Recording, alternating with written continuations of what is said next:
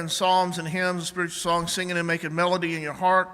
The word melody is translated psallo. It's translated from the word psallo, P-S-A-L-L-O.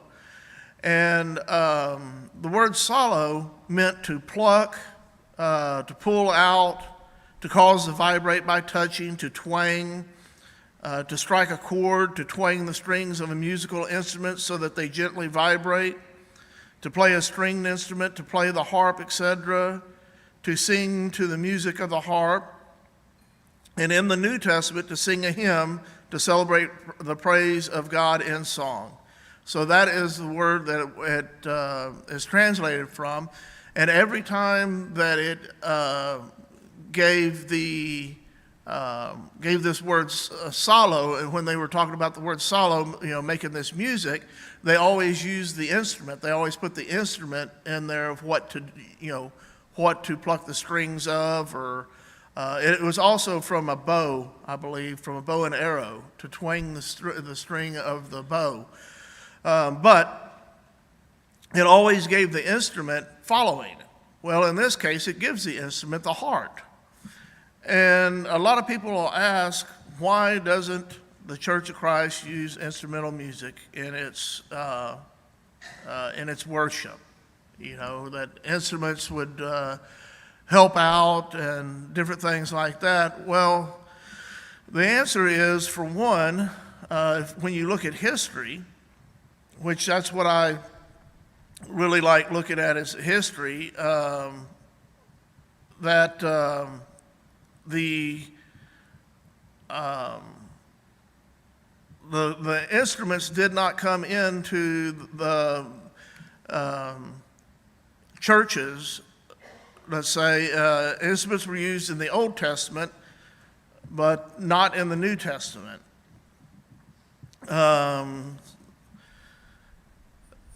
It says here, instruments of music were used in the Old Testament, but were not used in Christian worship in the churches for about 1,000 years. The American Encyclopedia and some other encyclopedias say that Pope Vatican first used it in 670 AD in his private worship.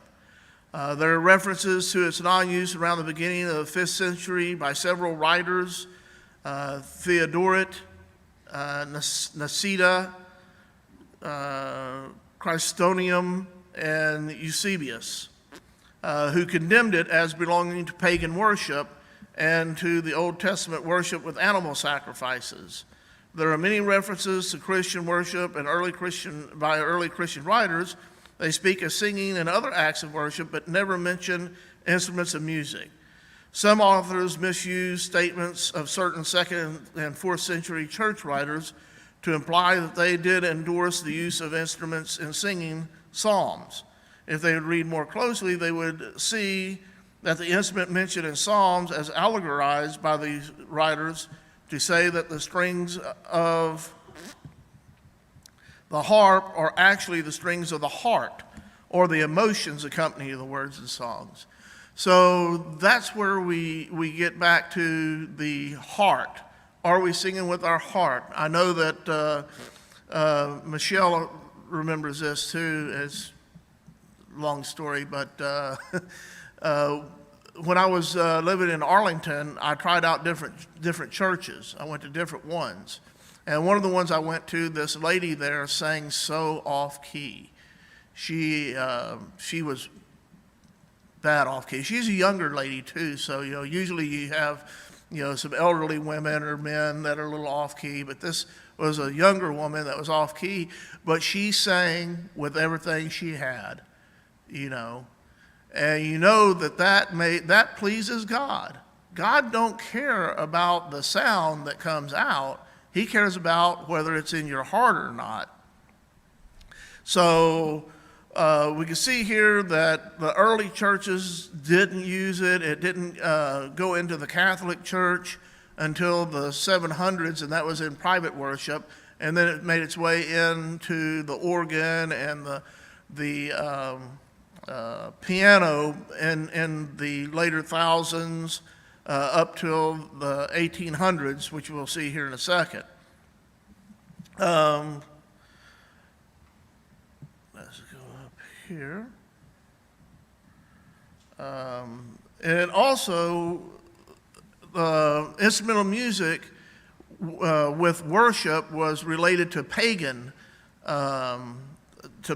worship. In pagan Rome, the Roman Empire, there were 4 styles of music. The music use of flutes and drums to produce good omens, euphemia, the banging of gongs and drums to drive away evil spirits, a protria pack, music used to summon the pagan gods, epicleses, and general entertainment at feasts and weddings, which often led to drunkenness and lascivious revelry. It was so bad at weddings that even Emperor Julian the Apostate, who supported paganism, told his pagan clergy to leave before the musicians arrived.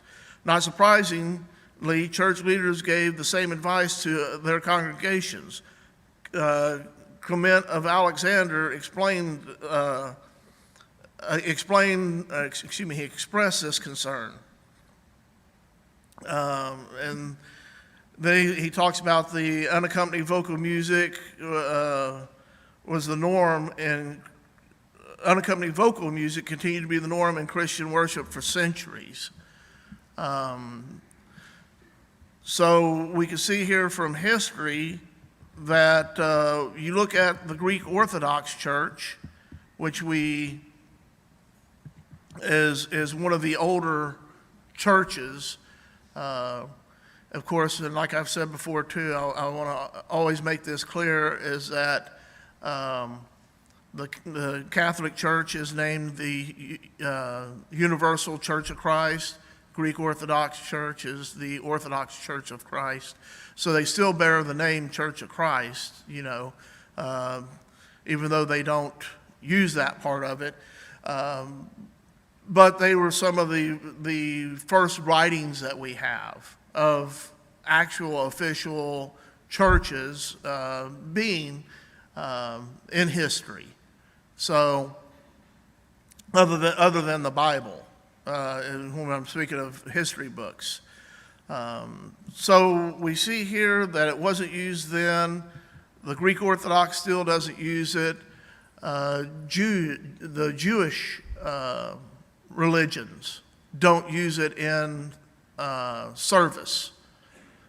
They don't use it in their normal service. They use it at feasts and different things like that, but they don't use it as worship. Then let's go to the 1800s. In the 1800s, says here, most Protestant reformers, Calvin, Zwingli, Knox, Wesley, Smith, and others, rejected instrumental music as a Roman Catholic invention or innovation copied from the Old Testament temple worship. Episcopalians and Lutherans used instruments, but they were not used by the Reformed Church, the Presbyterians, Baptists, Methodists, Church of the Brethren, Mennonites, or others until the 19th century. And it says here again, the Eastern Orthodox Catholics rejected its use until the late 20th century. Even the Jewish synagogues rejected instrumental music, their first being in Germany in 1910, according to the Jewish Encyclopedia. When instruments were introduced in Protestant churches, they were fought vehemently. Presbyterian Theology Seminary professor John L. Girardeau in 1888 wrote a book, Instrumental Music in the Public Worship, in which he argued forcefully that if Presbyterians put instrumental music in their worship, they would be going back to Roman Catholicism. So again, we see here that it wasn't until the 18th century. When I was reading a little bit before on this also, it talked about after the Civil War, it started to come into the churches. But before that, and again, I submit, I believe very firmly that all churches were called Church of Christ before the 1800s. It was the Baptist Church of Christ, the Methodist Church of Christ, Lutheran Church of Christ, different ones like that, up until the 1800s when the Reformation came around, and then people started they dropped off Church of Christ, So, Charles Spurgeon. I don't know how many of y'all have ever heard of Charles Spurgeon. He was a Baptist theologian who wrote many papers. He was a very powerful speaker and everything. He also, when he was asked why not to use musical instruments in worship, Spurgeon quoted 1 Corinthians 14:15. I will pray with the Spirit, and I will pray with the understanding also. I will sing with the Spirit, and I will sing with the understanding also. He then declared, I will as soon pray to God with machinery as to sing to God with machinery. Spurgeon published or preached to 20,000 people every Sunday for 20 years at the Metropolitan Baptist Tabernacle, and never were musical instruments or instruments of music used in his services. So we see even the Baptists at one time did not use them, And you wonder, why do we do that? Why would we put instrumental music in churches, for worship? Some people say, well, it helps the singing. It helps this. It helps that. But does it really? I mean, you think about God and how God has bands of angels up there, right? Singing to him, singing praises to him. I'm sure that there's much more beautiful music in heaven than there is on earth. But, the use of instrumental music is mainly for a benefit for us. If you look at these churches, I remember whenever I was in high school, I had a friend that played the drums.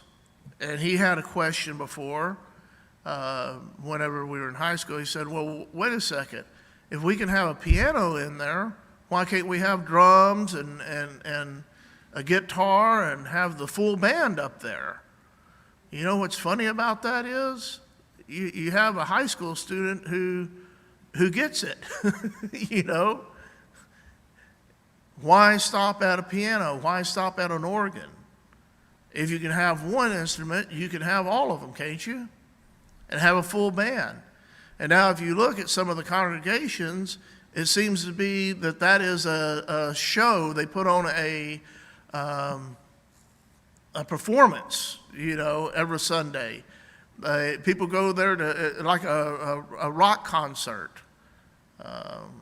and I was sitting next to a kid before that was talking about his dad was in a play at church, and they had all the music instruments, and they were playing, doing a theme of different people went to heaven and different people went to hell, but it was a big rock concert there.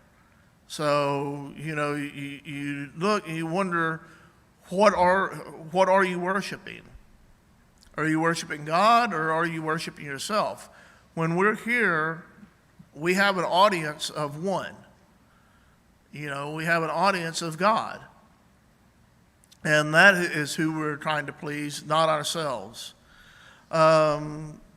Continuing on with Spurgeon, one of the things he said was, in my earliest intercourse among this people, congregational singing generally prevailed among them. The introduction of the organ among the Baptists, this instrument which from time immemorial has been associated with cathedral pomp and prelatical power, and has always been the particular favorite of great national churches, at length found its way into the Baptist sanctuaries, and the first one ever employed by the denomination in this country, and probably in any other, might have been standing in the singing gallery of the old Baptist meeting house in Pawtucket about 40 years ago, where I then officiated as pastor. So this is in 1840. Staunch old Baptists in former times would as soon tolerate the Pope of Rome in their pulpits as an organ in their galleries, and yet the instrument has gradually found its way among them. How far this modern organ fever will extend among our people, and whether it will on the whole work a reformation or deformation in their singing service, time will more fully develop. And this was from Benedict, a Baptist historian, titled 50 Years Among Baptists. So again, we see, that this was not the case. You read the Bible, you see that, and the argument is, well, the Bible doesn't say you can't do that. Doesn't say you can't use instruments in the New Testament. Well, there's a lot of things that it don't say what you can't do, but it does tell us what we can do. It does tell us what we do need to do. And then I'll go to Corinthians.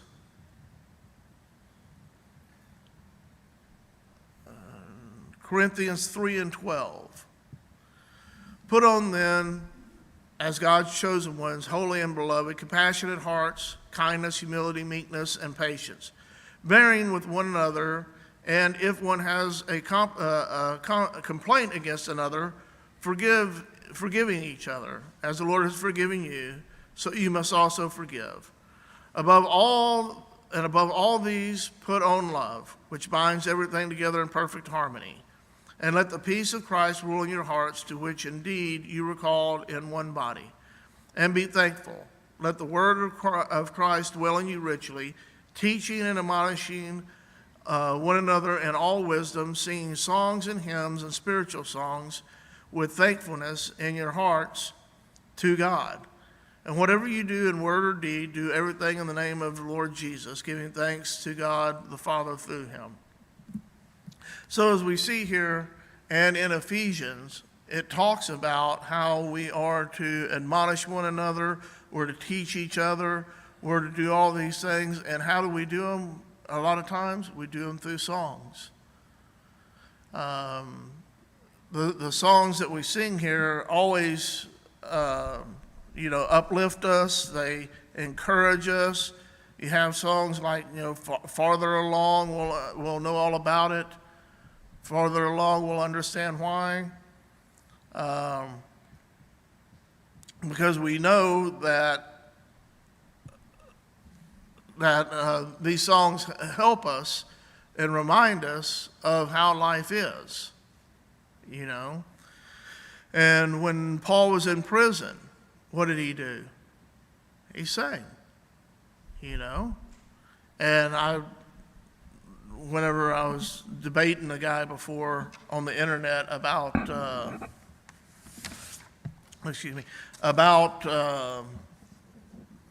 the use of instrumental music, and said, well, Paul didn't have it in prison, did he?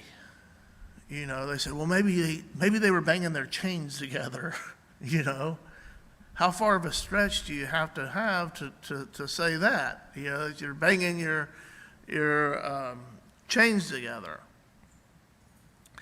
There's, like I say, no authorization for it.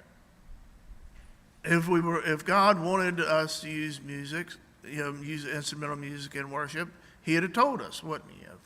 And another thing is, when it talks about in Ephesians 5:19, when it talks about addressing one another in songs and hymns, spiritual songs, singing and making melody to the Lord with your heart, and this is in the ESV, if instrumental music was required, then we'd all be required to use an instrument, wouldn't we? Because it's for everybody. It's not just for a select few. It's not for... Yes, sir. I think the thing that I've run into recently is when I've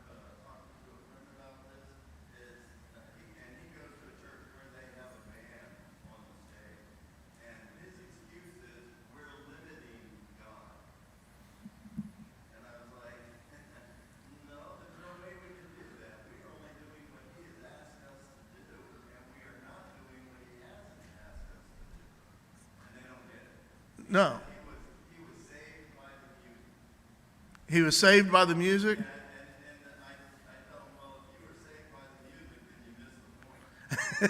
You missed the whole point if you were saved by the music. That's true. Because music does stir up feelings in you, doesn't it? But again, you look at instrumental music in any kind of worship. In the Old Testament, God did not tell them to put instrumental music in. He didn't tell David to put instrumental music in. David did that. David put instrumental music in the church worship, and God allowed it. So again, there's no authorization for it, and one of the reasons God I believe one of the reasons I believe that God didn't have us do that is because of the pagan worship. The pagans used to go out and run around trees and the Ashtoreth and different things like that and play the music to their gods. That was part of pagan ritual, was to play music. And then you see where that became lasciviousness, that came, when they'd go into their drunken orgies and different things like that, they'd be playing these music in this instrument. And they believed that was pleasing to their gods, And I like what Vic said there is, the music saved me. How does that work? It just stirs up emotions in you. But some of the most beautiful singing, if y'all have ever been to any kind of congregational singings or anything like that, that's some of the more beautiful music, is the a cappella, And it seems like the church is one of the few ones that are left that don't use instruments in their worship. We have, that was a divide back in the 1800s between us and the Christian church, or the disciples of Christ. There was two main reasons for that.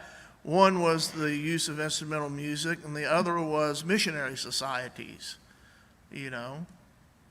And so from that, we split. But if you read a Disciples of Christ website, they believe very firmly almost everything we do, except for that, except for that part of it. So in Amos, hang on a second, I didn't put this one down, but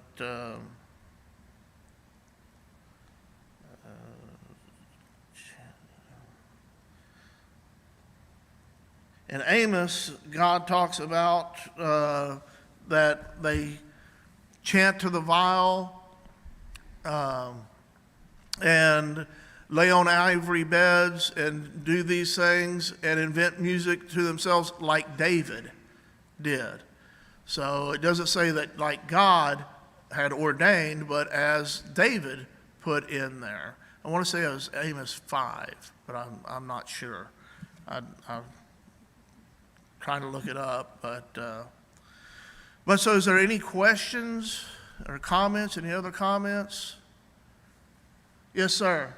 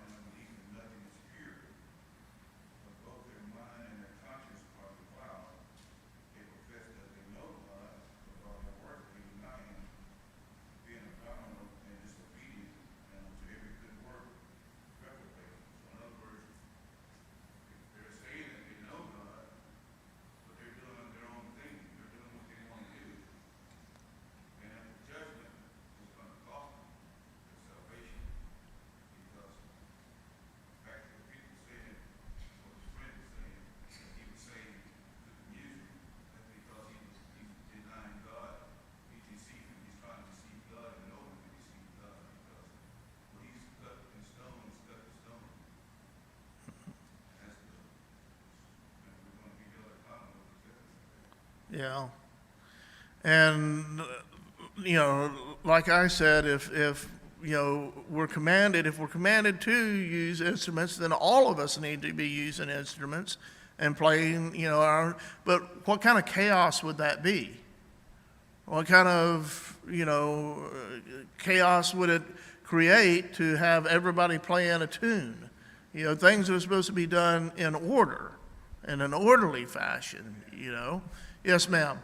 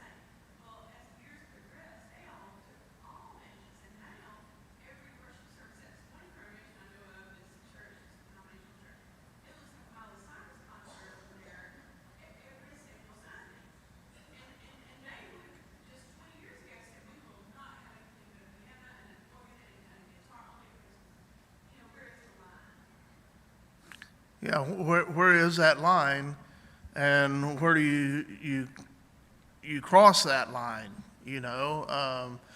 Who's to say how far you go into it? Like I say, we could have a full production in here, and some of them do, and that's why a lot of them lost membership to these non-denominational churches, is because of you're not going far enough for me. I knew a guy when I used to work at HEB, I knew a guy who was Catholic, and on Sundays, he would go sing at different congregations. He was a paid singer to go sing at these congregations.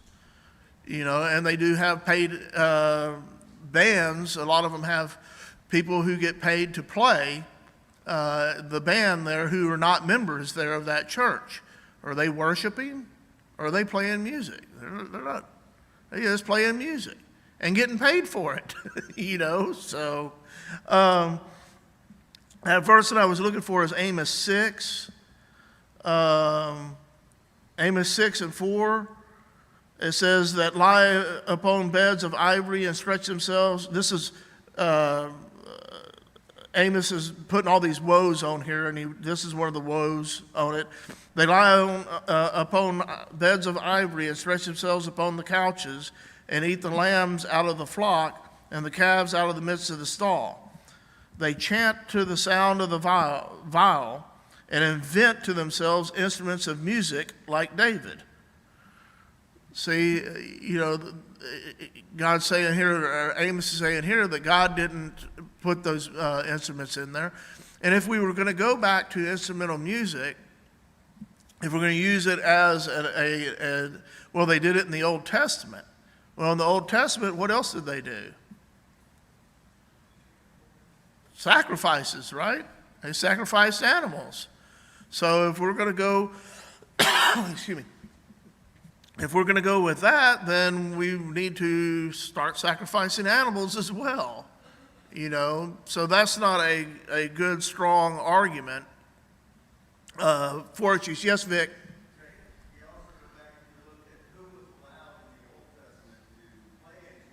The Levites.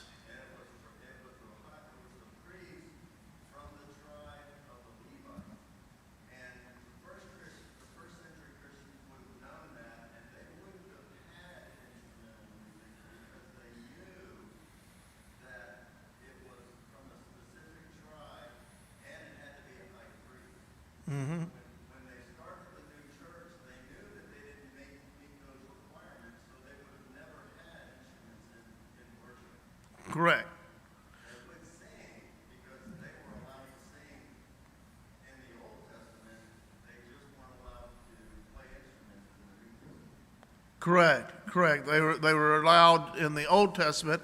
What Vic was saying is in the Old Testament, you had the tribe of Levi that played the instruments, right? And that was at the temple. That wasn't in synagogues. That's another thing, too. You always got to distinguish the difference between a synagogue and the temple. The temple was a place that you went to once a year, at least once a year. You go there, and there was always music playing. There was always different things going on at the temple. But a synagogue was a place that they went every Sabbath day, and they would read scriptures and do things like that. Instrumental music was never in the synagogues, and I liken the synagogues to the churches, because that's where we go every first day of the week, because you think about that also. If we're going to go back to saying, well, that was in the Old Testament. Well, in the Old Testament, the Sabbath day was holy. Or are we going to be, keep it where the Sabbath day, Saturday, is a day of rest and no work? You find these faulty reasonings among people, and it's basically boils down to, well, it feels, like you said, it feels good. It makes me, it energizes me. It does all these other things. Why can't you be energized without that? We've got here at this congregation, we've got some pretty good singing, actually. I mean, it's a pretty good congregation for singing. I know you always tape it, She tapes the songs that we sing here and then listens to them throughout the week,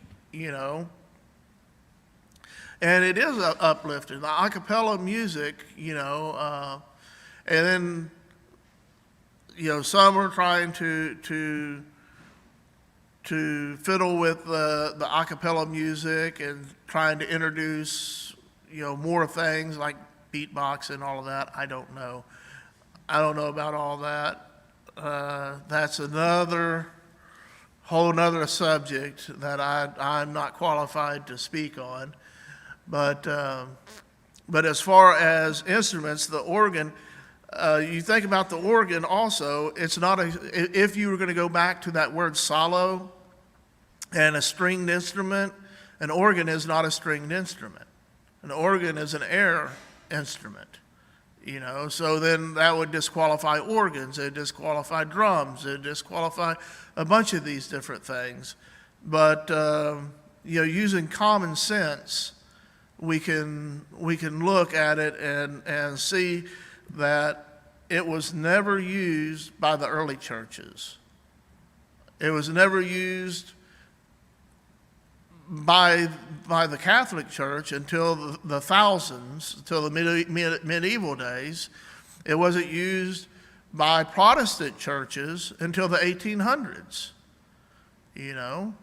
So you look at history. That's why I always say that I love looking at the Bible and the history at the same time and matching them up, looking at them and seeing how they match each other and everything. Well, they match each other by saying it was never authorized. It was never put in there. Yes, ma'am.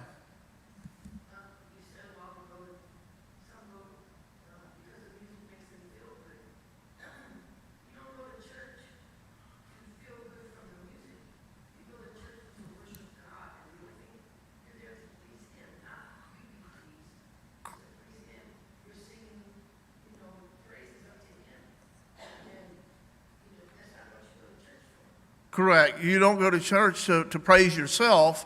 You come to church, and that's what I was saying earlier. You have an audience of one, God. You come here to praise God and uplift Him. Now, does the music uplift us and edify us and all of that? Yes, it does do all those things. It should do all those things. Because like I said, you should,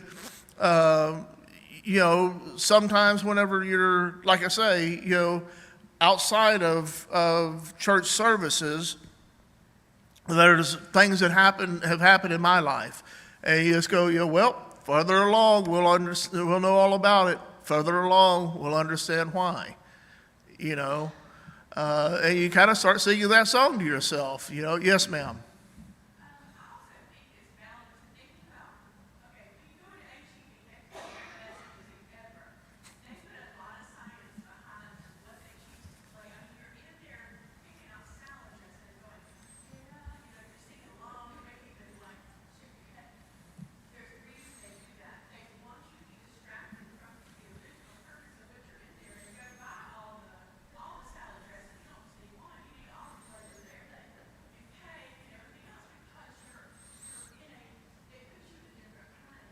Yeah.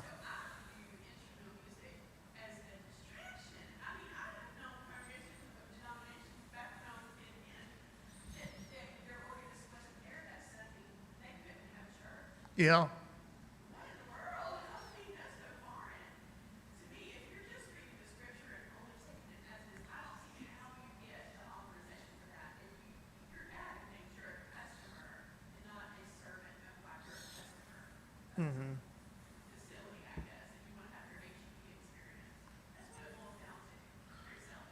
Yeah, it is. In my opinion, it becomes a very selfish thing of, like I say, what are you going to do for me? What am I getting? I've had people before tell me about a church service, what am I getting out of this? What am I getting out of this? And my question to them was, what are you putting into it? You got to put something into it to get something out of it. But if you're going to church to get something out of it, get this feeling, get this, all these emotions and everything, you might want to do some self-reflection and see if that's the real reason you're going to church. The real reason we're going to church is to praise God. Yes, ma'am.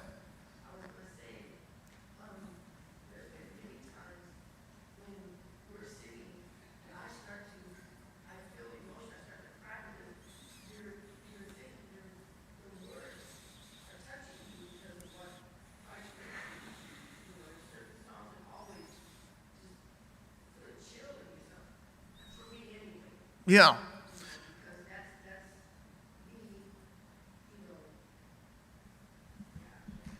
Well, that's like the song "The Old Rugged Cross." It was sang at my brother's funeral, and that song, when I hear it, it reminds me of my brother, his funeral, and it reminds me someday I'll see him again.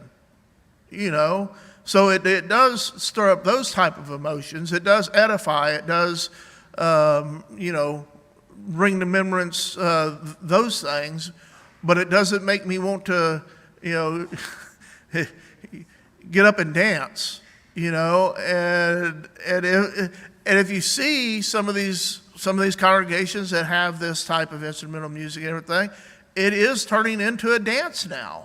A lot of them are getting up and dancing and then throwing their hands up and doing all these other things that, like I say, are very pagan. If you want to get down to it, they're very pagan, ritualistic, Ma'am? No, they don't see it that way, but there again, too, you have what's called cognitive dissonance, which means that you can justify anything. You can basically justify anything, and you do have people who do try to justify anything by that. So I hope this morning that I have given you some information, some background on this, some historical background, some biblical background to see where, instruments were not used in the first churches. They glorify man, they don't glorify God, and that's the reason we don't use them in the churches. So if nothing else, I think class is about over. Thank you.